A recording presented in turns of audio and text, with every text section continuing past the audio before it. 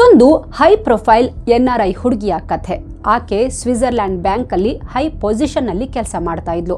ಯಾವುದೋ ಬಿಸ್ನೆಸ್ಗೆ ಅಂತ ಪಾಕಿಸ್ತಾನಕ್ಕೆ ಬರ್ತಾಳೆ.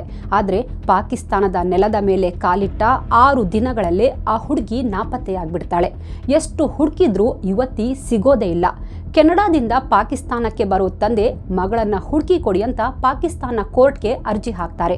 ಬಟ್ ಪಾಕಿಸ್ತಾನ ಪೊಲೀಸರು ಉದಾಸೀನ ಮಾಡ್ತಾರೆ. ಅದೂ ಅಲ್ಲದೆ ನೊಂದು ಬಂದಿದ್ದ ಅಪ್ಪನಿಗೆ ಪಾಕ್ ಕೋರ್ಟ್ನಲ್ಲಿ ಅವಮಾನ ಮಾಡ್ತಾರೆ. ನಂತರ ಈ ಕೇಸಲ್ಲಿ ಭಾರತ ಸರ್ಕಾರ ಇನ್ವಾಲ್ವ್ ಆಗುತ್ತೆ. ಸ್ವಲ್ಪ ದಿನಗಳಲ್ಲೇ ಈ ಕೇಸ್ಗೆ ಒಂದು ಟ್ವಿಸ್ಟ್ ಸಿಕ್ಕಿತ್ತು. ಹುಡುಗಿಯ ಕಿಡ್ನ್ಯಾಪ್ ಹಿಂದೆ ಕೆಲವು ಹೈ ಪ್ರೊಫೈಲ್ ಜನ ಇದ್ದಾರೆ ಅನ್ನೋ ವಿಚಾರ ಗೊತ್ತಾಗುತ್ತೆ. ಇನ್ನೂ ವಿಶೇಷ ಅಂದರೆ ಇದರಲ್ಲಿ ಒಬ್ಬ ನ್ಯೂಸ್ ಆಂಕರ್ನ ಹೆಸರು ಮುನ್ನೆಲೆಗೆ ಬಂದಿತ್ತು. ತನಿಖೆ ಜಾಡು ಹಿಡಿದು ಹೊರಟ ಪೊಲೀಸರಿಗೆ ಸಿಕ್ಕಿದ್ದು ಆ NRI ಯುವತಿಯ ಕೊಲೆಯ ಮಾಹಿತಿ. ಹಾಗಾದರೆ ಏನಿದು ಕೇಸ್? ಕೊಲೆಯಾದವಳು ಯಾರು? ಆಕೆ ಪಾಕಿಸ್ತಾನಕ್ಕೆ ಯಾವ ಬಿಸ್ನೆಸ್ಗೆ ಬಂದಿದ್ಲು? ಪಾಕಿಸ್ತಾನಕ್ಕೆ ಅವಳನ್ನು ಕರೆಸಿದ್ದು ಯಾರು? ಭಾರತ ಸರ್ಕಾರ ಇಂಟರ್ಫೇರ್ ಆದಮೇಲೆ ಏನೆಲ್ಲ ಬೆಳವಣಿಗೆ ಆಯಿತು? ಈಗ ಅವಳ ಶವ ಎಲ್ಲಿದೆ? ಇದೆಲ್ಲವನ್ನ ನಮ್ಮ ಇವತ್ತಿನ ಕ್ರೈಮ್ ಸ್ಟೋರಿಯಲ್ಲಿ ಹೇಳ್ತೀವಿ. ನಾನು ಸಮೀನಾ. ನಮ್ಮ ಇವತ್ತಿನ ಈ ಕೇಸ್ನಲ್ಲಿ 4 ದೇಶಗಳು ಇನ್ವಾಲ್ವ್ ಆಗಿವೆ. ಕೇಸ್ ಸ್ವಲ್ಪ ಗೋಜಲು ಅನಿಸಬಹುದು. ಪೂರ್ತಿ ನೋಡಿ, ಖಂಡಿತ ಅರ್ಥ ಆಗುತ್ತೆ. ನಮ್ಮ ಇವತ್ತಿನ ಕ್ರೈಮ್ ಸ್ಟೋರಿ ಸ್ಟಾರ್ಟ್ ಆಗೋದು ಪಾಕಿಸ್ತಾನದಿಂದ. ಇವಳು ರಾಜ್ವಿಂದರ್ ಕೌರ್, ವಯಸ್ಸು 41, ನೋಡೋಕೆ ಸ್ಫುರದ್ರೂಪಿ, ಯಾವ ಹೀರೋಯಿನ್ಗೂ ಕಮ್ಮಿ ಇಲ್ಲ. ಈಕೆ ಮೂಲತಃ ಭಾರತದ ಪಂಜಾಬ್ನವಳೆ. ಇಲ್ಲೇ ಹುಟ್ಟಿ ಬೆಳೆದ್ರೂ ಈಕೆ ಚಿಕ್ಕವಳಿದ್ದಾಗಲೇ ಇಡೀ ಕುಟುಂಬ ಕೆನಡಾಗೆ ಶಿಫ್ಟ್ ಆಗಿಬಿಡುತ್ತೆ. ಕೆನಡಾದಲ್ಲಿ ಮಿಷನ್ ಬ್ರಿಟಿಷ್ ಕೊಲಂಬಿಯಾದಲ್ಲಿ ವಾಸ ಮಾಡ್ತಾ ಇದ್ರು. ರಾಜ್ವಿಂದರ್ ಕೌರ್ ಕೆನಡಾದಲ್ಲೇ ಸ್ಕೂಲ್ ಕಾಲೇಜ್ ಮುಗಿಸಿ ನಂತರ ಫೈನಾನ್ಸ್ ಆ್ಯಂಡ್ ಬ್ಯಾಂಕಿಂಗ್ ಕೋರ್ಸ್ ಮಾಡ್ತಾಳೆ. ಅವಳು ಅಕೌಂಟ್ಸ್ನಲ್ಲಿ ತುಂಬ ಇಂಟೆಲಿಜೆಂಟ್ ಆಗಿದ್ಲು. ಹಾಗಾಗಿ ಅವಳಿಗೆ ಅಲ್ಲೇ ಬೇಗ ಕೆಲಸ ಕೂಡ ಸಿಕ್ಬಿಡುತ್ತೆ. 2006ರಲ್ಲಿ Canadian Imperial Bank of Commerce ಎಂಬ ಹೆಸರಿನ ಬ್ಯಾಂಕ್ನಲ್ಲಿ ಕೆಲಸ ಶುರು ಮಾಡ್ತಾಳೆ. ಇದಾದ ಸ್ವಲ್ಪ ದಿನಗಳಲ್ಲೇ ಸ್ವಿಟ್ಜರ್ಲ್ಯಾಂಡ್ನ ಝ್ಯೂರಿಕ್ನಲ್ಲಿರೋ ಒಂದು ಬ್ಯಾಂಕ್ನಿಂದ ಕೆಲಸಕ್ಕೆ ಆಫರ್ ಬರುತ್ತೆ. ಒಳ್ಳೆ ಸಂಬಳ, ಉತ್ತಮ ಲೈಫ್ ಸ್ಟೈಲ್. ಅಪ್ಪ ಅಮ್ಮನ ಜೊತೆ ಮಾತಾಡಿ ಆಫರ್ ಅಕ್ಸೆಪ್ಟ್ ಮಾಡ್ತಾಳೆ. ಒಂದು ಫೈನ್ ಡೇ ಕೆನಡಾದಿಂದ ಸ್ವಿಟ್ಜರ್ಲ್ಯಾಂಡ್ ಫ್ಲೈಟ್ ಹತ್ತಾಳೆ. ಸೀದಾ ಸ್ವಿಟ್ಜರ್ಲ್ಯಾಂಡ್ನಲ್ಲಿ ಲ್ಯಾಂಡ್ ಆಗ್ತಾಳೆ. ಸ್ವಿಟ್ಜರ್ಲ್ಯಾಂಡ್ ದೇಶವನ್ನ ಭೂಲೋಕದ ಸ್ವರ್ಗ ಅಂತ ಯಾಕೆ ಕರೀತಾರೆ ಅನ್ನೋದು ಅವಳಿಗೀಗ ಅರ್ಥವಾಗಿತ್ತು. ಇಲ್ಲಿ ಇನ್ನೂ ನನ್ನ ಬದುಕು ಹಸನಾಗುತ್ತೆ ಅಂತ ಕೌರ್ ಯೋಚಿಸ್ತಾಳೆ. ನಾನು ಬಂದಿರೋದು ಭೂಲೋಕದ ಸ್ವರ್ಗಕ್ಕೆ, ಆದರೆ ಇಲ್ಲಿಂದ ನಾನು ನೇರವಾಗಿ ವೈಕುಂಠಕ್ಕೆ ಹೋಗ್ತೀನಿ ಅನ್ನೋದು ಅವಳ ಅರಿವಿಗೆ ಇರಲಿಲ್ಲ ಬಿಡಿ. ರಾಜ್ವಿಂದರ್ ಕೌರ್ ಕೆಲಸ ಜಾಯಿನ್ ಮಾಡ್ತಾಳೆ. ಆರಂಭದಲ್ಲಿ ಎಲ್ಲ ಸುಂದರವಾಗಿತ್ತು. ಅಲ್ಲಿನ ವಾತಾವರಣ, ಅಲ್ಲಿನ ಜನ, ಅಲ್ಲಿನ ಲೈಫ್ ಸ್ಟೈಲ್ಗೆ ಕೌರ್ ಸ್ಲೋಲಿ ಅಡ್ಜಸ್ಟ್ ಆಗಿದ್ಲು. ಅಕೌಂಟ್ಸ್ನಲ್ಲಿ ಈಕೆ ತುಂಬ ಶಾರ್ಪ್ ಇದ್ದಿದ್ದರಿಂದ ಬೇರೆ ಬೇರೆ ಬ್ಯಾಂಕ್ಗಳಿಂದ ಜಾಬ್ ಆಫರ್ ಸಿಗುತ್ತೆ. ಕೌರ್ ಕೂಡ ತುಂಬ ಆಂಬಿಷಿಯಸ್ ಹುಡುಗಿ. ಹಾಗಾಗಿ ಒಳ್ಳೆ ಸ್ಯಾಲರಿ ಪ್ಯಾಕೇಜ್ ಆಫರ್ ಮಾಡೋ ಬ್ಯಾಂಕ್ಗಳಿಗೆ ಜಂಪ್. ಹೀಗೆ UBS, EFG, ಮೆರಿಲ್ ಲಿಂಚ್ನಂತಹ ದೊಡ್ಡ ದೊಡ್ಡ ಬ್ಯಾಂಕ್ಗಳಲ್ಲಿ ಕೆಲಸ ಮಾಡ್ತಾಳೆ. ಹೋಗ್ತಾ ಹೋಗ್ತಾ ಹೈಯರ್ ಪೊಸಿಷನ್ಗೆ ಏರ್ತಾಳೆ. ತನ್ನ ಜೀವನದ ಪ್ರತಿ ಕನಸುಗಳನ್ನು ಈಡೇರಿಸಿಕೊಳ್ತಾ ಸಾಕ್ತಾಳೆ. ರಾಜ್ವಿಂದರ್ ಕೌರ್ಗೆ ಇಂಗ್ಲಿಷ್, ಪಂಜಾಬಿ, ಹಿಂದಿ ಜೊತೆಗೆ ಫ್ರೆಂಚ್, ಜರ್ಮನ್ ಸೇರಿದಂತೆ ಇನ್ನೂ ಅನೇಕ ಫಾರಿನ್ ಲ್ಯಾಂಗ್ವೇಜಸ್ ಸರಾಗವಾಗಿ ಮಾತಾಡೋಕೆ ಬರ್ತಿತ್ತು. ಹಾಗಾಗಿ ಅಲ್ಲಿ ಈಸಿಯಾಗಿ ಕೆಲಸ ಮಾಡೋಕೆ ಇದೂ ಕೂಡ ಪ್ಲಸ್ ಆಗಿತ್ತು. ಹೀಗೆ ವರ್ಷಗಳು ಉರುಳುತ್ತೆ. ಅವತ್ತು ಮೇ 2012. ರಾಜ್ವಿಂದರ್ಗೆ ಬ್ಯಾಂಕಿಂಗ್ನಲ್ಲಿ 20 ವರ್ಷ ಕೆಲಸ ಮಾಡಿದ ಅನುಭವ ಸಿಕ್ಕಿತ್ತು. ಕೌರ್ ಬರೀ ಕೆಲಸ ಅಂತ ತನ್ನ ಜೀವನದ ಅಮೂಲ್ಯ 20 ವರ್ಷ ಕಳೆದಿದ್ಲು. ಒಂದು ಸುಂದರ ಬದುಕು ಕಟ್ಕೊಂಡಿದ್ಲು. ದುಡ್ಡು, ಸಕ್ಸಸ್ ಎಲ್ಲ ಇತ್ತು. ಬಟ್ ಈ ನಡುವೆ ಪರ್ಸ್ನಲ್ ಲೈಫ್ ಕಡೆ ಗಮನ ಕೊಟ್ಟೇ ಇರಲಿಲ್ಲ. ಒಂದೇ ಥರ ಕೆಲಸ ಮಾಡಿ ಮೊನೋಟೋನಸ್ ಅನಿಸೋಕೆ ಶುರುವಾಗಿತ್ತು. ಸರಿ, ಈಗ ತನ್ನದೇ ಯಾವುದಾದ್ರೂ ಸ್ವಂತ ಬಿಸ್ನೆಸ್ ಸ್ಟಾರ್ಟ್ ಮಾಡಬೇಕು ಅಂದ್ಕೊಳ್ತಾಳೆ. ಈ ಬಗ್ಗೆ ಸಾಕಷ್ಟು ಯೋಚನೆ ಮಾಡಿ ಒಂದು ನಿರ್ಧಾರಕ್ಕೆ ಬರ್ತಾಳೆ. ಲಕ್ಷಾಂತರ ರೂಪಾಯಿ ಸಂಬಳದ ಕೆಲಸಕ್ಕೆ ರಿಸೈನ್ ಮಾಡಿ ಸ್ವಲ್ಪ ದಿನ ಬ್ರೇಕ್ ತಗೊಳ್ತಾಳೆ. ಹೀಗೆ ಒಂದಿನ ಕಾಫಿ ಕುಡಿತಾ ಇರುವಾಗ ಜ್ಯುವೆಲ್ರಿ ಮತ್ತು ಜೆಮ್ ಸ್ಟೋನ್ ಬಿಸ್ನೆಸ್ ಐಡಿಯಾ ತಲೆಗೆ ಬರುತ್ತೆ. ಇದು ಬೆಸ್ಟ್ ಆಪ್ಷನ್, ಇದಕ್ಕೆ ಯಾವಾಗಲೂ ಮಾರ್ಕೆಟ್ ಇದ್ದೇ ಇರುತ್ತೆ ಅಂತ ಯೋಚನೆ ಮಾಡ್ತಾಳೆ. ಮಾರ್ಕೆಟ್ ಸ್ಟಡಿ ಮಾಡ್ತಾಳೆ. ಎಷ್ಟು ಇನ್ವೆಸ್ಟ್ಮೆಂಟ್ ಬೇಕು, ಎಲ್ಲಿಂದ ಜ್ಯುವೆಲ್ರಿ ಪರ್ಚೇಸ್ ಮಾಡಬೇಕು, ಎಲ್ಲೆಲ್ಲಿ ಶಾಪ್ಸ್ ಓಪನ್ ಮಾಡಬೇಕು, ಖರೀದಿಗೆ ಯಾವ ದೇಶ ಬೆಸ್ಟ್ ಅಂತೆಲ್ಲ ರಿಸರ್ಚ್ ಮಾಡ್ತಾಳೆ. ಈಕೆ ಹತ್ರ ದುಡ್ಡಿಗೇನೂ ಕೊರತೆ ಇರಲಿಲ್ಲ. ಕೆಲಸಕ್ಕೆ ರಿಸೈನ್ ಮಾಡಿದಾಗ ಇವಳ ಬ್ಯಾಂಕ್ ಬ್ಯಾಲೆನ್ಸ್ ಸುಮಾರು 5 ಬಿಲಿಯನ್ ಅಂದರೆ 500 ಕೋಟಿಯಷ್ಟಿತ್ತು. ಈಕೆಯ ಬಿಸ್ನೆಸ್ ಪ್ಲಾನ್ ಬಗ್ಗೆ ಮನೆಯವರು ಸ್ವಲ್ಪ ತಕರಾರು ಮಾಡ್ತಾರೆ. ಅಲ್ಲ, ಇಷ್ಟು ವರ್ಷ ಬರೀ ಕೆಲಸ ಕರಿಯರ್ ಅಂತ ಓಡಾಡ್ಕೊಂಡಿದ್ದೆ, ಮದುವೆ ಮಾಡ್ಕೊ ಅಂದರೆ ಏನಾದರೂ ಒಂದು ಹೇಳಿ ತಪ್ಪಿಸ್ಕೊಳ್ತಿದ್ದೆ. ಈಗ ನೋಡು, ನಿನಗೂ ವಯಸ್ಸಾಯಿತು, 40 ಆಗಿದೆ, ಈಗಲಾದರೂ ಮದುವೆ ಮಾಡ್ಕೊ, ಆಮೇಲೆ ಬೇಕಾದರೆ ನೀನು ಬಿಸ್ನೆಸ್ ಆದರೂ ಮಾಡು, ಕೆಲಸ ಆದರೂ ಮಾಡು ಅಂತಾರೆ. ಸರಿ, ಅಪ್ಪ ಅಮ್ಮನ ಆಸೆ ಯಾಕೆ ನಿರಾಸೆ ಮಾಡೋದು ಅಂತ ಕೌರ್ ಡಿಸೈಡ್ ಮಾಡ್ತಾಳೆ. ಹೇಗೂ ಕೆಲಸಕ್ಕೆ ರಿಸೈನ್ ಮಾಡಿದ್ಮೇಲೆ ತುಂಬ ಫ್ರೀ ಟೈಮ್ ಇತ್ತು. ಹಾಗಾಗಿ ಮ್ಯಾಟ್ರಿಮೋನಿ ಸೈಟ್ shaadi.comನಲ್ಲಿ ತನ್ನ ಒಂದು ಪ್ರೊಫೈಲ್ ಕ್ರಿಯೇಟ್ ಮಾಡ್ತಾಳೆ. ದಿನ ಕೂತ್ಕೊಂಡು ತನ್ನ ಏಜ್, ತನ್ನ ಟೇಸ್ಟ್, ತನ್ನ ಸ್ಟೇಟಸ್, ತನ್ನ ವೈಬ್ಸ್ಗೆ ಮ್ಯಾಚ್ ಆಗೋ ಹುಡುಗನನ್ನ ಸರ್ಚ್ ಮಾಡ್ತಾಳೆ. ಹೀಗಿರುವಾಗ ಆನ್ಲೈನ್ನಲ್ಲಿ ಒಬ್ಬ ಹುಡುಗನ ಪರಿಚಯ ಆಗುತ್ತೆ. ಅವನ ಹೆಸರು ಕೃಷ್ಣ ರಾಯ್. ನೋಡೋಕೆ ಸಖತ್ ಹ್ಯಾಂಡ್ಸಮ್ ಆಗಿದ್ದ. ಇವನ್ ಜೊತೆ ಮಾತಾಡ್ತಾಳೆ. ಇಬ್ಬರ ವೇವ್ ಲೆಂತ್, ಫ್ರೀಕ್ವೆನ್ಸಿ ಮ್ಯಾಚ್ ಆಗಿತ್ತು. ಮೋರೋವರ್ ಕೃಷ್ಣ ಹಿಂದೂ ಯುವಕನಾಗಿದ್ದ. ಈ ಬಗ್ಗೆ ಕೆನಡಾದಲ್ಲಿದ್ದ ಅಪ್ಪ ಅಮ್ಮನಿಗೆ ಹೇಳ್ತಾಳೆ.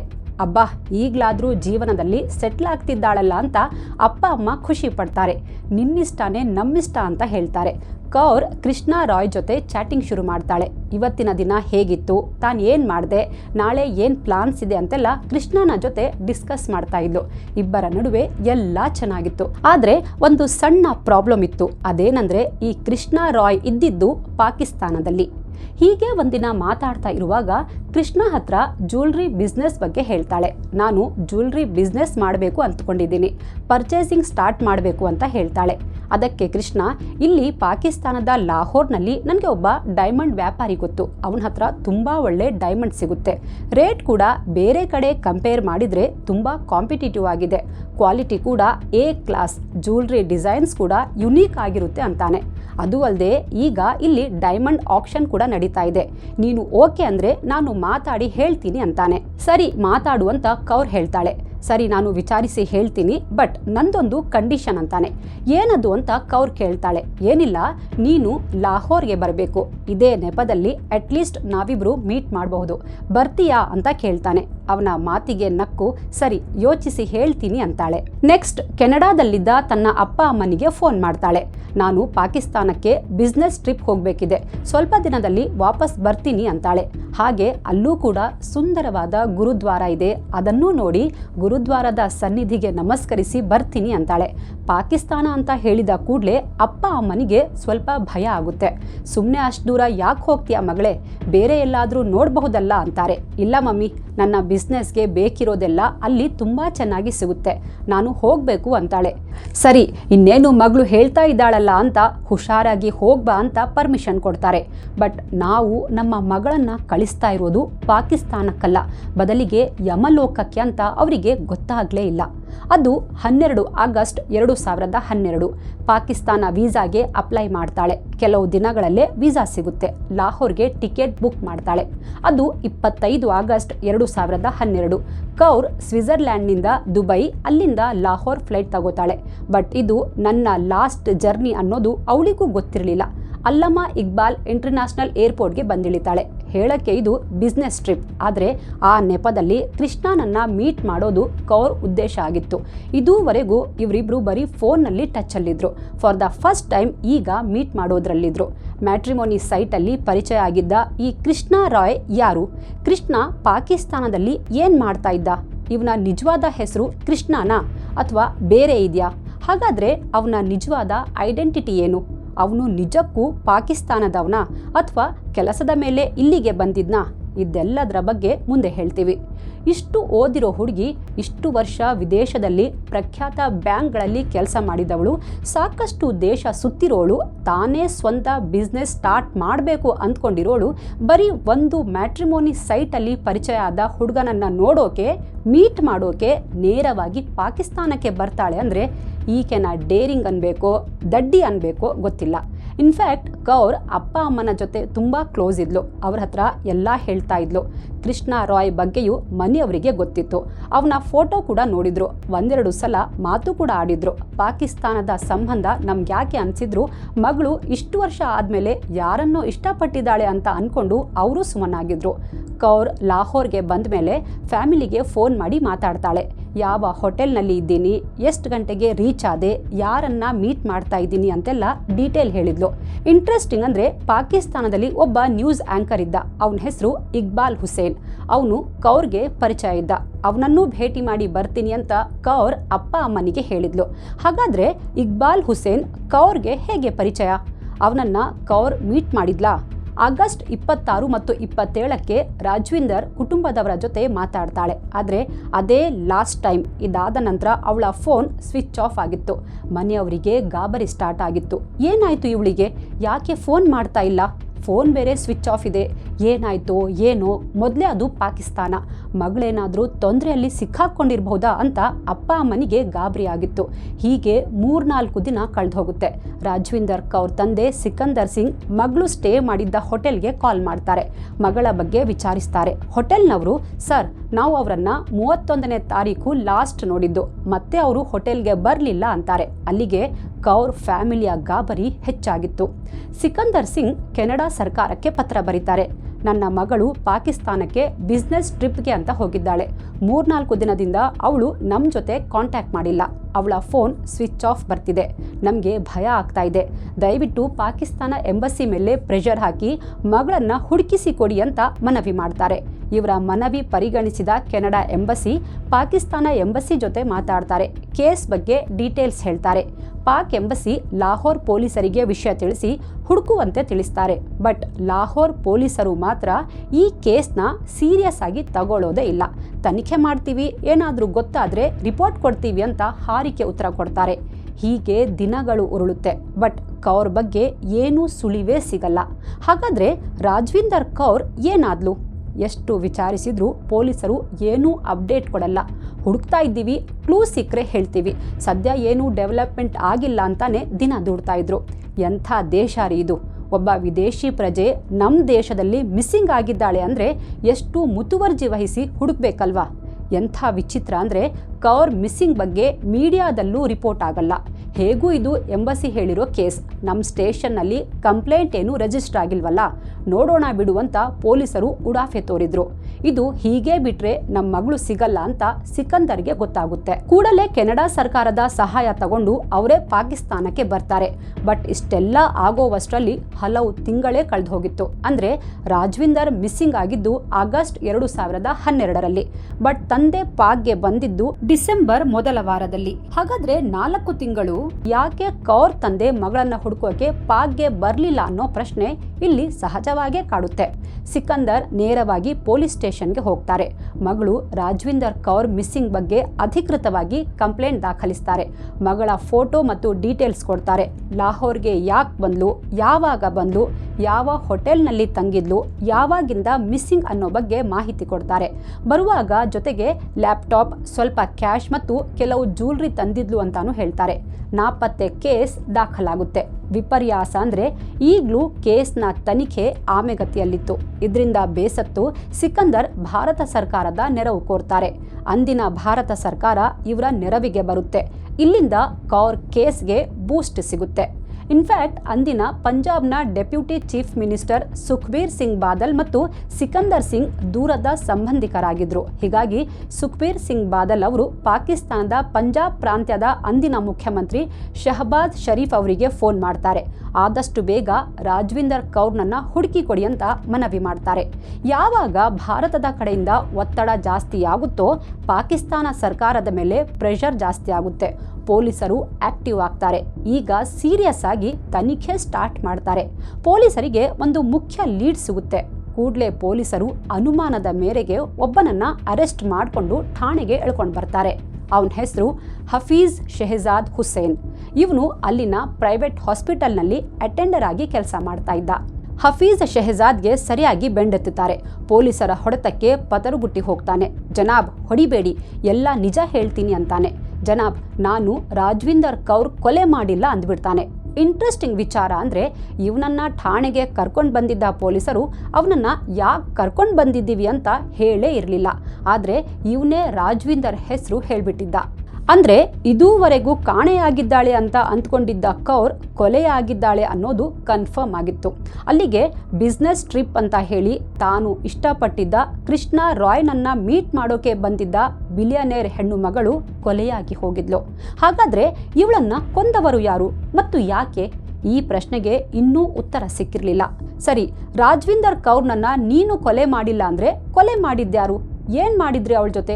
ಯಾಕೆ ಸಾಯಿಸಿದ್ರಿ? ಶವ ಎಲ್ಲಿದೆ ಅಂತೆಲ್ಲ ಒಂದೇ ಸಮನೆ ಪ್ರಶ್ನೆ ಕೇಳ್ತಾರೆ. ಇಲ್ಲಿಂದ ಹಫೀಜ್ ತನ್ನ ಕಥೆ ಸ್ಟಾರ್ಟ್ ಮಾಡ್ತಾನೆ. ಜನಾಬ್, ನನ್ನ ಹೆಸರು ಹಫೀಜ್ ಶೆಹಜಾದ್. ನಾನು ಹಾಸ್ಪಿಟಲ್ನಲ್ಲಿ ಅಟೆಂಡರ್ ಕೆಲಸ ಮಾಡ್ತೀನಿ. ನನಗೆ ಆ ಮ್ಯಾಮ್ ಯಾರು ಅಂತಾನೇ ಗೊತ್ತಿಲ್ಲ.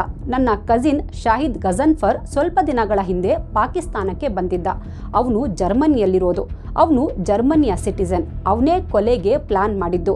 ನೀನು ನನ್ನ ಜೊತೆ ಸೇರಿದ್ರೆ ನಿನಗೆ ಕೇಳಿದಷ್ಟು ದುಡ್ಡು ಕೊಡ್ತೀನಿ ಅಂದ. ನನಗೂ ಹಣದ ಅವಶ್ಯಕತೆ ಇತ್ತು. ಅದಕ್ಕೆ ಕೊಲೆಗೆ ಸಾಥ್ ಕೊಟ್ಟೆ ಜನಾಬ್ ಅಂತಾನೆ. ಶಾಹಿದ್ ಜರ್ಮನಿಯವನು. ಕೌರ್ ಇದ್ದಿದ್ದು ಸ್ವಿಟ್ಜರ್ಲ್ಯಾಂಡ್ನಲ್ಲಿ. ಇವನಿಗೂ ಅವಳಿಗೂ ಏನು ಲಿಂಕ್, ಏನು ದ್ವೇಷ? ಈ ಶಾಹಿದ್ ಯಾರು? ಈಗ ಎಲ್ಲಿದ್ದಾನೆ? ಅವನು ಪಾಕಿಸ್ತಾನದಲ್ಲಿ ಏನು ಮಾಡ್ತಿದ್ದ ಹೇಳು ಅಂತಾರೆ.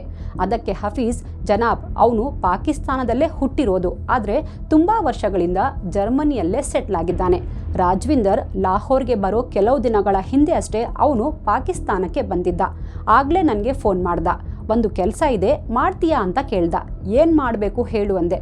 ಅದಕ್ಕೆ ಅವನು ಒಂದು ಕೊಲೆ ಮಾಡಬೇಕು, ನೀನು ಕೇಳಿದಷ್ಟು ದುಡ್ಡು ಕೊಡ್ತೀನಿ ಅಂದ. ಕೊಲೆ ಮಾತು ಕೇಳಿ ನನಗೆ ತುಂಬ ಭಯ ಆಗೋಗಿತ್ತು. ನಾನು ಇದೆಲ್ಲ ಮಾಡಲ್ಲ ಅಂದೆ. ಅವನು ಮತ್ತೆ ದುಡ್ಡಿನ ಆಮಿಷ ಕೊಟ್ಟ. ಅಷ್ಟೊಂದು ದುಡ್ಡು ನೋಡಿ ನಾನು ಇಲ್ಲ ಅಂತ ಹೇಳೋಕ್ಕಾಗಲಿಲ್ಲ. ಕೊಲೆಗೆ ಸಾಥ್ ಕೊಟ್ಟೆ ಅಂತ ಸ್ಟೇಟ್ಮೆಂಟ್ ಕೊಡ್ತಾನೆ. ಸರಿ, ಕೊಲೆ ಯಾವಾಗ, ಹೇಗೆ ಮಾಡಿದ್ರಿ ಅಂತ ಕೇಳ್ತಾರೆ.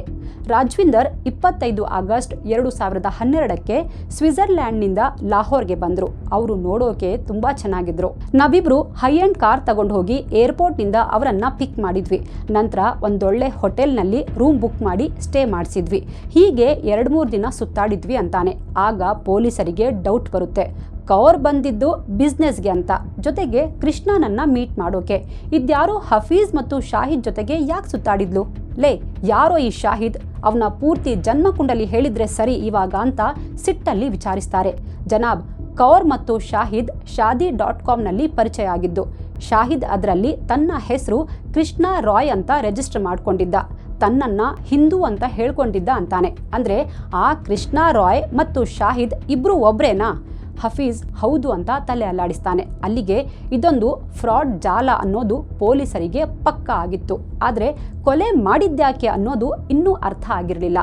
ಹಫೀಜ್ ಮಾತು ಮುಂದುವರಿಸ್ತಾನೆ. ಜನಾಬ್, ಶಾಹಿದ್ಗೆ ಕೌರ್ ಬ್ಯಾಕ್ಗ್ರೌಂಡ್ ಎಲ್ಲ ಗೊತ್ತಿತ್ತು. ಅವಳು ಸಿಂಗಲ್. ಅವಳ ಬ್ಯಾಂಕ್ ಬ್ಯಾಲೆನ್ಸ್ ಎಷ್ಟಿದೆ, ಯಾವ ಬ್ಯಾಂಕ್ನಲ್ಲಿ ಎಷ್ಟು ದುಡ್ಡು ಇಟ್ಟಿದ್ದಾಳೆ ಎಲ್ಲ ಸ್ಟಡಿ ಮಾಡ್ಕೊಂಡಿದ್ದ. ಅವನು ಮಾತಲ್ಲೇ ಎಲ್ಲರನ್ನ ಬಕ್ರ ಮಾಡ್ತಿದ್ದ. ಪರಿಚಯ ಮಾಡಿಕೊಂಡ ಕೆಲವೇ ತಿಂಗಳಲ್ಲಿ ಕೌರ್ ಹತ್ರ ಲಕ್ಷಾಂತರ ರೂಪಾಯಿ ದುಡ್ಡು ಪೀಕಿದ್ದ. ಬಟ್ ಕೆಲವು ತಿಂಗಳ ನಂತರ ಕೌರ್, ನಾನು ಸ್ವಂತ ಜ್ಯುವೆಲ್ರಿ ಬಿಸ್ನೆಸ್ ಸ್ಟಾರ್ಟ್ ಮಾಡಬೇಕು ಅಂದ್ಕೊಂಡಿದ್ದೀನಿ, ನಾನು ಕೊಟ್ಟಿದ್ದ ದುಡ್ಡು ವಾಪಸ್ ಕೊಡು ಅಂತ ಕೇಳೋಕೆ ಸ್ಟಾರ್ಟ್ ಮಾಡಿದ್ರು. ಆದರೆ ದುಡ್ಡು ವಾಪಸ್ ಕೊಡೋ ಇರಾದೆ ಅವನಿಗಿರಲಿಲ್ಲ. ಅದಕ್ಕೆ ಪ್ಲಾನ್ ಮಾಡಿ ಒಂದು ಬಿಸ್ನೆಸ್ ಡೀಲ್ ಕೊಡಿಸ್ತೀನಿ ಅಂತ ಸುಳ್ಳು ಹೇಳಿದ್ದ. ಪಾಕಿಸ್ತಾನದಲ್ಲಿ ಒಬ್ಬ ಡೈಮಂಡ್ ಮರ್ಚೆಂಟ್ ಇದ್ದಾನೆ, ಅವನಿಗೆ ನಿನ್ ಜೊತೆ ಪರಿಚಯ ಮಾಡ್ಕೊಡ್ತೀನಿ, ಸೆಟ್ ಆದ್ರೆ ಇಲ್ಲೂ ನಿನ್ನ ಬಿಸ್ನೆಸ್ ಸ್ಟಾರ್ಟ್ ಮಾಡಬಹುದು, ಬೇಕಿದ್ರೆ ಮಾತಾಡ್ತೀನಿ ಅಂತಿದ್ದ. ಆದ್ರೆ ಇದಕ್ಕೋಸ್ಕರ ಲಾಹೋರ್ಗೆ ಬರಬೇಕು ಅಂತ ಕಂಡೀಷನ್ ಹಾಕಿದ್ದ. ಅದಕ್ಕೆ ರಾಜ್ವಿಂದರ್ ಸ್ವಿಟ್ಜರ್ಲ್ಯಾಂಡ್ನಿಂದ ಪಾಕಿಸ್ತಾನಕ್ಕೆ ಬಂದ್ರು ಅಂತ ಹಫೀಜ್ ಹೇಳ್ತಾನೆ. ಅವಳ ಬ್ಯಾಂಕ್ನಲ್ಲಿ 5 ಬಿಲಿಯನ್ ಇದೆ ಅಂತ ಶಾಹಿದ್ಗೆ ಗೊತ್ತಿತ್ತು. ಅವಳ ಹತ್ರ ಡೆಬಿಟ್ ಮತ್ತು ಕ್ರೆಡಿಟ್ ಕಾರ್ಡ್ಸ್ ಇರೋದು ಗೊತ್ತಿತ್ತು. ಅವರ ಕಾರ್ಡಲ್ಲಿ ಕೋಟಿ ಲಿಮಿಟ್ ಇತ್ತು, ಆರಾಮಾಗಿ ಸ್ವೈಪ್ ಮಾಡಬಹುದಿತ್ತು. ಇದೆಲ್ಲವನ್ನ ತಿಳ್ಕೊಂಡೇ ಶಾಹಿದ್ ಪ್ಲಾನ್ ಹಾಕಿದ್ದ. ಕೌರ್ ಇಲ್ಲಿಗೆ ಬಂದಾದ್ಮೇಲೆ 2-3 ದಿನ ಪಾಕಿಸ್ತಾನ ಸುತ್ತಾಡಿದ್ವಿ. ಆಗಸ್ಟ್ 31ಕ್ಕೆ ಒಂದ್ ಕಡೆ ಡೈಮಂಡ್ ಆಕ್ಷನ್ ನಡೀತಾ ಇದೆ, ಅದನ್ನ ನೋಡ್ಕೊಂಡು ಹಾಗೆ ಒಬ್ಬ ಡೈಮಂಡ್ ಮರ್ಚೆಂಟ್ ಜೊತೆ ಮೀಟಿಂಗ್ ಫಿಕ್ಸ್ ಮಾಡಿದ್ದೀವಿ, ಅವರನ್ನ ಪರಿಚಯ ಮಾಡ್ಕೊಡ್ತೀವಿ ಅಂತ ಹೇಳ್ದ. ಇದಕ್ಕೆ ಕೌರ್ ಒಪ್ಪಿದ್ರು. ನಂತರ ಹೋಟೆಲ್ನಿಂದ ಕೌರ್ನ ಪಿಕ್ ಮಾಡಿ ಶೇಖುಪುರ ಕಡೆ ಹೊರಟ್ವಿ. ಅದೊಂದು ನಿರ್ಜನ ಪ್ರದೇಶ. ಹೀಗೆ ದಾರಿ ಮಧ್ಯೆ ಹೋಗ್ತಾ ಮಾತಾಡ್ತಾ ಟೀ ಕುಡಿತೀರಾ ಅಂತ ಶಾಹಿದ್ ಕೇಳ್ದ. ಅದಕ್ಕೆ ಕೌರ್ ಇಲ್ಲೆಲ್ಲಿ ಟೀ ಸಿಗುತ್ತೆ ಅಂತ ಹೇಳಿದ್ರು. ಶಾಹಿದ್ ಮೊದಲೇ ಫ್ಲಾಸ್ಕಲ್ಲಿ ಟೀ ತಗೊಂಡು ಬಂದಿದ್ದ. ಎಲ್ಲ ಇಲ್ಲೇ ಇದೆ ಮೇಡಮ್ ಅಂತ ಹೇಳಿ ಶಾಹಿದ್ ಕಪ್ಪಲ್ಲಿ ಟೀ ಹಾಕ್ಕೊಟ್ಟ. ಅವನು ಮೊದಲೇ ಟೀಯಲ್ಲಿ ಏನೋ ಮಿಕ್ಸ್ ಮಾಡಿದ್ದ. ಈ ಬಗ್ಗೆ ಗೊತ್ತಿಲ್ಲದ ಕೌರ್ ಟೀ ಕುಡಿದ ಕೂಡಲೇ ಕಾರಲ್ಲೇ ಅನ್ಕಾನ್ಷಿಯಸ್ ಆಗೋದ್ರು. ತಕ್ಷಣ ಶಾಹಿದ್ ಕಾರ್ ಸೈಡ್ಗೆ ನಿಲ್ಲಿಸಿದ. ಒಂದು ಹಗ್ಗದಿಂದ ಅವರ ಕತ್ತು ಕೊಲೆ ಮಾಡಿಬಿಟ್ಟ. ನಂತರ ದೇಹವನ್ನ ಅಲ್ಲೇ ಹರಿತಾ ಇದ್ದ ಒಂದು ಕಾಲುವೆಯಲ್ಲಿ ಬಿಸಾಕ್ಬಿಟ್ಟ ಜನಾಬ್. ಇದರಲ್ಲಿ ನನ್ನ ತಪ್ಪೇನೂ ಇಲ್ಲ, ಕೊಲೆ ಮಾಡಿದಾಗ ನಾನು ಜೊತೆಗೆ ಇದ್ದೆ ಅಷ್ಟೇ ಅಂತ ಹಫೀಜ್ ಹೇಳ್ತಾನೆ. ಇವನ ಸ್ಟೇಟ್ಮೆಂಟ್ ದಾಖಲಿಸಿಕೊಂಡು ಹಫೀಜ್ ಮನೆಗೆ ಹೋಗಿ ಪರಿಶೀಲನೆ ಮಾಡ್ತಾರೆ. ಅಲ್ಲಿ ಅನೇಕ ಸಾಕ್ಷ್ಯ ಸಿಕ್ಕಿದ್ವು. ಕೌರ್ನ mobile phone, laptop, jewellery, bag ಎಲ್ಲವನ್ನ ಸೀಸ್ ಮಾಡ್ತಾರೆ. ಶಾಹಿದ್ ನಂಬರ್ ತಗೊಂಡು ತನಿಖೆ ಮುಂದುವರಿಸ್ತಾರೆ. ಬಟ್ ಅದಾಗಲೇ ಅವನು ಪಾಕಿಸ್ತಾನ ಬಿಟ್ಟು ಜರ್ಮನಿಗೆ ಎಸ್ಕೇಪ್ ಆಗಿದ್ದ. ಇನ್ಫ್ಯಾಕ್ಟ್ ಕೊಲೆ ಮಾಡಿದ ಮಾರನೇ ದಿನನೇ ಪಾಕಿಸ್ತಾನ ಬಿಟ್ಟು ಓಡ್ ಹೋಗಿದ್ದ. ಪೊಲೀಸರು ಕೌರ್ ಕೊಲೆಯಾದ ವಿಷಯವನ್ನ ತಂದೆ ಸಿಕಂದರ್ಗೆ ಹೇಳ್ತಾರೆ. ಪಾಪ ಆ ತಂದೆ, ನನ್ನ ಮಗಳು ಕೊಲೆ ಆಗಿದ್ದಾಳೆ, ಅವಳು ನಮ್ಮನ್ನ ಬಿಟ್ಟು ದೂರ ಹೋಗಿದ್ದಾಳೆ ಅನ್ನೋದನ್ನ ನಂಬೋಕೆ ಆಗಲಿಲ್ಲ. ಇಷ್ಟು ತಿಂಗಳು ಎಲ್ಲೋ ಕಾಣೆಯಾಗಿದ್ದಾಳೆ, ಯಾವತ್ತಾದರೂ ಬರ್ತಾಳೆ ಅಂತ ಕಾಯ್ತಿದ್ದ ತಂದೆಗೆ ಆಘಾತವಾಗಿತ್ತು.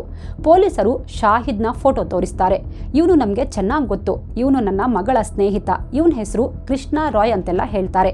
ಇವನ ಜೊತೆ ತುಂಬ ಮಾತಾಡ್ತಾ ಇದ್ಲು. ಪಾಕಿಸ್ತಾನದಲ್ಲಿ ಕೆಲಸ ಮುಗಿಸಿ ಇವನನ್ನ ಮೀಟ್ ಮಾಡಿ ಬರ್ತೀನಿ ಅಂತ ಹೇಳಿದ್ಲು. ಇವನನ್ನ ನಾವು ಸಂಪರ್ಕ ಮಾಡೋಕೆ ಟ್ರೈ ಮಾಡಿದ್ವಿ, ಬಟ್ ಆಗಲಿಲ್ಲ ಅಂತಾರೆ. ಇವನು ಕೃಷ್ಣ ರಾಯ್ ಅಲ್ಲ, ಶಾಹಿದ್. ಇವನೇ ನಿಮ್ಮ ಮಗಳನ್ನ ಕೊಂದಿದ್ದು ಅಂತ ಪೊಲೀಸರು ಹೇಳ್ತಾರೆ. ತಂದೆಯ ದುಃಖ ಇಮ್ಮಡಿಯಾಗಿತ್ತು. ಅಯ್ಯೋ ಪಾಪಿ, ಅನ್ಯಾಯವಾಗಿ ನಮ್ಮ ಮಗಳನ್ನ ಕೊಂದ್ಬಿಟ್ನಲ್ಲ, ಇವನನ್ನ ಸುಮ್ಮನೆ ಬಿಡಬೇಡಿ ಸರ್ ಅಂತಾರೆ. ಇವನು ಪಾಕಿಸ್ತಾನದವನಲ್ಲ, ಜರ್ಮನಿ ಸಿಟಿಸನ್ ಅಂತ ಹೇಳಿದಾಗ ಸಿಕಂದರ್ಗೆ ಮತ್ತಷ್ಟು ಶಾಕ್ ಆಗಿತ್ತು. ನನ್ನ ಮಗಳು ಮೋಸ ಹೋಗ್ಬಿಟ್ಲು ಅಂತ ಬಿಕ್ಕಿ ಬಿಕ್ಕಿ ಹತ್ತಿದ್ರು. ಇದು ಹೈ ಪ್ರೊಫೈಲ್ ಕೇಸ್ ಆಗಿದ್ರಿಂದ ಇದನ್ನ ಇಲ್ಲಿಗೆ ಬಿಡಲಿಲ್ಲ. ಅದು 7 ಜನವರಿ 2013. ಪಾಕಿಸ್ತಾನ ಪೊಲೀಸರು ಜರ್ಮನಿ ಎಂಬಸಿ ಜೊತೆ ಮಾತಾಡಿ ಶಾಹಿದ್ ವಿರುದ್ಧ ಲುಕ್ಔಟ್ ನೋಟಿಸ್ ಜಾರಿ ಮಾಡ್ತಾರೆ. ಅಲ್ಲದೆ ಕೆನಡಾ ಮತ್ತು ಸ್ವಿಟ್ಜರ್ಲ್ಯಾಂಡ್ ದೇಶದ ಪೊಲೀಸರಿಂದಲೂ ಸಹಾಯ ಕೇಳ್ತಾರೆ. ಯಾಕಂದ್ರೆ ಅವಳ ಬ್ಯಾಂಕ್ ಅಕೌಂಟ್ ಕೆನಡಾ ಮತ್ತು ಸ್ವಿಟ್ಜರ್ಲ್ಯಾಂಡ್ನಲ್ಲಿತ್ತು. ಹೀಗಾಗಿ ಹಣದ ವ್ಯವಹಾರದ ಬಗ್ಗೆ ಇನ್ವೆಸ್ಟಿಗೇಷನ್ ಮಾಡಬೇಕು ಅಂದರೆ ಬ್ಯಾಂಕ್ ರೆಕಾರ್ಡ್ಸ್ ಬೇಕಾಗಿತ್ತು. ಅಲ್ಲದೆ ಅವಳ ಎಲ್ಲ ಬ್ಯಾಂಕ್ ಅಕೌಂಟ್ ತಕ್ಷಣ ಫ್ರೀಸ್ ಮಾಡುವಂತೆ ಮನವಿ ಮಾಡ್ತಾರೆ. ಕೊಲೆ ಮಾಡಿದ ನಂತರ ಶಾಹಿದ್ ಅವಳ ಕಾರ್ಡ್ಸ್ ತಗೊಂಡು ಎಸ್ಕೇಪ್ ಆಗಿದ್ದ. ಅವನು ಎಲ್ಲ ಹಣ ಡ್ರಾ ಮಾಡಿಕೊಂಡು ಮತ್ತೊಂದು ದೇಶಕ್ಕೆ ಹೋಗೋಕ್ಕೂ ಮುಂಚೆ ಅವನನ್ನು ಅರೆಸ್ಟ್ ಮಾಡಬೇಕಿತ್ತು. ಅಷ್ಟೊತ್ತಿಗೆ ಈ ಸುದ್ದಿ ಪಾಕಿಸ್ತಾನ ಮೀಡಿಯಾದಲ್ಲಿ ಹೆಡ್ಲೈನ್ಸ್ ಆಗಿತ್ತು. ಈ ಕೇಸ್ ಎಷ್ಟು ಗೋಜಲಾಗಿತ್ತು ಅಂದರೆ, ರಾಜ್ವಿಂದರ್ ಇಂಡಿಯಾ ಮೂಲದವಳು, ಕೆನಡಾಗೆ ಶಿಫ್ಟ್ ಆಗಿ ಅಲ್ಲಿಂದ ಸ್ವಿಟ್ಜರ್ಲ್ಯಾಂಡ್ಗೆ ಹೋಗಿ ಅಲ್ಲಿ ಕೆಲಸ ಮಾಡ್ತಾ ಇದ್ಲು. ಅಪ್ಪ ಅಮ್ಮ ಕೆನಡಾ ದೇಶದ ಪ್ರಜೆ. ಕೌರ್ ಮಿಸ್ಸಿಂಗ್ ಆಗಿರೋದು ಪಾಕಿಸ್ತಾನದಲ್ಲಿ, ಕೊಲೆ ಮಾಡಿರೋನು ಜರ್ಮನಿಯವನು. ಹೀಗಾಗಿ ಈ ಕೇಸ್ ಇಂಟರ್ನ್ಯಾಷನಲ್ ಲೆವೆಲ್ನಲ್ಲೂ ಪ್ರತಿಧ್ವನಿಸಿತ್ತು. ಆದರೆ ಕೊಲೆಯ ಪ್ರಮುಖ ಆರೋಪಿ ಶಾಹಿದ್ ಇನ್ನೂ ಸಿಕ್ಕಿರಲಿಲ್ಲ. ಅದು 1 ಮಾರ್ಚ್ 2013. ಕೊನೆಗೂ ಶಾಹಿದ್ ಬಲೆಗೆ ಬಿದ್ದಿದ್ದ. ಜರ್ಮನಿಯಲ್ಲೇ ಪೊಲೀಸರು ಅವನನ್ನು ಅರೆಸ್ಟ್ ಮಾಡ್ತಾರೆ. ಆದರೆ ಆಗ ಪಾಕಿಸ್ತಾನ ಮತ್ತು ಜರ್ಮನಿ ಮಧ್ಯೆ ರಾಜತಾಂತ್ರಿಕ ಸಂಬಂಧ ಅಷ್ಟಕ್ಕಷ್ಟೇ ಅನ್ನುವಂತಿತ್ತು. ಜರ್ಮನಿಯ ಲಾ ಪ್ರಕಾರ ಯಾವುದಾದ್ರೂ ದೇಶದಲ್ಲಿ ತನ್ನ ಪ್ರಜೆಗೆ ಗಲ್ಲು ಶಿಕ್ಷೆ ನೀಡಲಾಗುತ್ತೋ ಅಂಥ ದೇಶಕ್ಕೆ ಜರ್ಮನಿ ಯಾವತ್ತೂ ತನ್ನ ಪ್ರಜೆಯನ್ನ ಡಿಪೋರ್ಟ್ ಮಾಡಲ್ಲ. ಹಾಗಾಗಿ ವಿದೇಶಿ ಪ್ರಜೆಯನ್ನ ತಮ್ಮ ನೆಲದಲ್ಲಿ ಕೊಂದಿರೋ ಶಾಹಿದ್ಗೆ ಪಾಕಿಸ್ತಾನ ಕೋರ್ಟ್ ಖಂಡಿತ ಮರಣದಂಡನೆ ಶಿಕ್ಷೆ ನೀಡುತ್ತೆ ಅಂದ್ಕೊಂಡು ಜರ್ಮನಿ ಶಾಹಿದ್ನನ್ನ ಪಾಕಿಸ್ತಾನಕ್ಕೆ ಡಿಪೋರ್ಟ್ ಮಾಡಲ್ಲ. ಬದಲಿಗೆ ಅವನ ವಿರುದ್ಧ ಏನು ಕೊಲೆ ಕೇಸ್ ಇದೆಯೋ ಅದನ್ನ ಜರ್ಮನಿಯಲ್ಲೇ ನಡೆಸ್ತೀವಿ, ಜರ್ಮನಿ ದೇಶದ ಕಾನೂನಿನ ಪ್ರಕಾರ ಶಿಕ್ಷೆ ಕೊಡ್ತೀವಿ ಅಂದ್ಬಿಡುತ್ತೆ. ಪೊಲೀಸರು ರಾಜ್ವಿಂದರ್ ಕೊಲೆ ಆರೋಪದಲ್ಲಿ ಇಬ್ಬರನ್ನ ಮಾತ್ರ ಮೇನ್ ಅಕ್ಯೂಸ್ಡ್ ಮಾಡ್ತಾರೆ. ಒಬ್ಬ ಹಫೀಜ್, ಮತ್ತೊಬ್ಬ ಶಾಹಿದ್. ಹಫೀಜ್ ಪಾಕಿಸ್ತಾನದಲ್ಲಿ ಅರೆಸ್ಟ್ ಆದರೆ ಶಾಹಿದ್ ಜರ್ಮನಿಯಲ್ಲಿ ಅರೆಸ್ಟ್ ಆಗಿದ್ದ. ಇಬ್ಬರ ಟ್ರಯಲ್ ಸ್ಟಾರ್ಟ್ ಆಗುತ್ತೆ. ಮತ್ತೊಂದೆಡೆ ತಂದೆ ಸಿಕಂದರ್ ಮಗಳ ಶವ ಹುಡುಕಿ ಕೊಡಿ ಅಂತ ನ್ಯಾಯಾಲಯಕ್ಕೆ ಮನವಿ ಮಾಡ್ತಾರೆ. ಪಾಕ್ ಕೋರ್ಟ್ನಲ್ಲೂ ಸಿಕಂದರ್ ಸಿಂಗ್ಗೆ ಕಹಿ ಅನುಭವ ಆಗಿತ್ತು. ಪ್ರತಿ ಬಾರಿ ಕೇಸ್ ಹಿಯರಿಂಗ್ ಡೇಟ್ ಇದ್ದಾಗಲೂ ಏನಾದರೂ ಒಂದು ಸಬೂಬು ಹೇಳಿ ಹಫೀಜ್ ಪರ ವಕೀಲರು ನ್ಯಾಯಾಲಯಕ್ಕೆ ಹಾಜರಾಗ್ತಾನೇ ಇರಲಿಲ್ಲ. ಹೀಗೆ 3 ವರ್ಷ ಕಳೆಯುತ್ತೆ. 2016ರಲ್ಲಿ ನ್ಯಾಯಾಲಯದಲ್ಲಿ ಸಿಕಂದರ್ ಸಿಂಗ್ಗೆ ಕ್ರಾಸ್ ಎಕ್ಸಾಮಿನ್ ಮಾಡ್ತಾರೆ. ಹಫೀಜ್ ಪರ ವಕೀಲರು ಏನೇನೋ ಸಿಲ್ಲಿ ಪ್ರಶ್ನೆ ಕೇಳಿ ಅವರನ್ನು ತುಂಬ ಹೆರಾಸ್ ಮಾಡಿದ್ರು ಅಂತ ಕೆಲವು ಮೀಡಿಯಾದಲ್ಲಿ ಸುದ್ದಿಯಾಗಿತ್ತು. ಇತ್ತ ಹಫೀಜ್ ಕೂಡ ತನ್ನ ಸ್ಟೇಟ್ಮೆಂಟ್ ಬದಲಿಸಿದ್ದ. ಕೋರ್ಟ್ ರೂಮಲ್ಲಿ ಯೂಟರ್ನ್ ಹೊಡೆದಿದ್ದ. ನಾನು ನಿರಪರಾಧಿ, ನನಗೇನು ಗೊತ್ತೇ ಇಲ್ಲ ಅಂದ್ಬಿಟ್ಟಿದ್ದ. ಈ ನಡುವೆ ಪಾಕಿಸ್ತಾನ ಪೊಲೀಸರು ಕೌರ್ ಮೊಬೈಲ್ CDR ತೆಗೆಸಿದ್ರು. ಕೌರ್ UK, UAE, ಪಾಕಿಸ್ತಾನದ ಯಾವುದೋ ಮೊಬೈಲ್ ನಂಬರ್ ಜೊತೆ 600ಕ್ಕಿಂತ ಹೆಚ್ಚು ಬಾರಿ ಫೋನ್ ಕಾಲ್ ಮಾಡಿರೋ ಮಾಹಿತಿ ಸಿಗುತ್ತೆ. ಇದರಲ್ಲಿ ಒಂದು ಇಂಟ್ರೆಸ್ಟಿಂಗ್ ನಂಬರ್ ಒಂದಿತ್ತು, ಅದು ರೆಹಮಾನ್ ಮಲಿಕ್ದು. ಇವರು ಒಂದು ಕಾಲದಲ್ಲಿ ಪಾಕ್ನ ಅಂದಿನ ಪ್ರಧಾನಿ ಬೇನಜೀರ್ ಭುಟ್ಟೋರ ಸೆಕ್ಯೂರಿಟಿ ಚೀಫ್ ಆಗಿದ್ರು. ಮತ್ತೊಬ್ಬ ಪಾಕಿಸ್ತಾನದ PPP ಪಕ್ಷದ ಇಮ್ತಿಯಾಜ್ ಸಫ್ದಾರ್ ವರಾಯ್ಚ್ದು. ಮತ್ತೊಂದು ಪಾಕಿಸ್ತಾನದ ರಿಪೋರ್ಟರ್ ಇಕ್ಬಾಲ್ ಹುಸೇನ್ ಅವರದ್ದು.